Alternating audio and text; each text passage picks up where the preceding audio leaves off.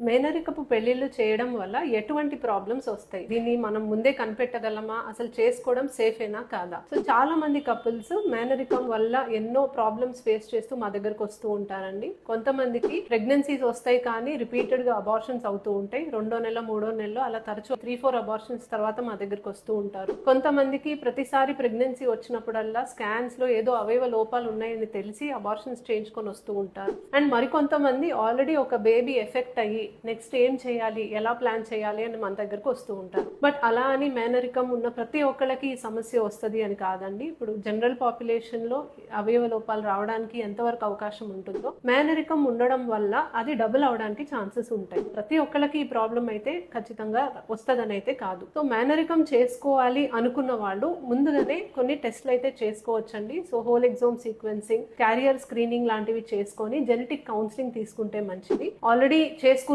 వాళ్ళు ప్రెగ్నెన్సీలో మీరు డీటెయిల్ గా స్కానింగ్స్ అవి చేయించుకోవాల్సిన అవసరం అయితే ఉంటుంది. బట్ మాక్సిమం ఇది అవాయిడ్ చేస్తే మంచిది. ఎందుకంటే ఒకవేళ ఇలాంటి ప్రాబ్లమ్స్ వస్తే మాత్రం మేము కళ్ళారా చాలా మందిని సఫర్ అవ్వడం చూస్తాము. సో ప్రివెంట్ చేసుకోవడమే బెటర్. చేసుకున్నాక తర్వాత బాధపడి ఎక్కువ ఆప్షన్స్ అనేవి లేకుండా చాలా మంది ఇబ్బంది పడటం మేమైతే చూస్తున్నాం. Thank you.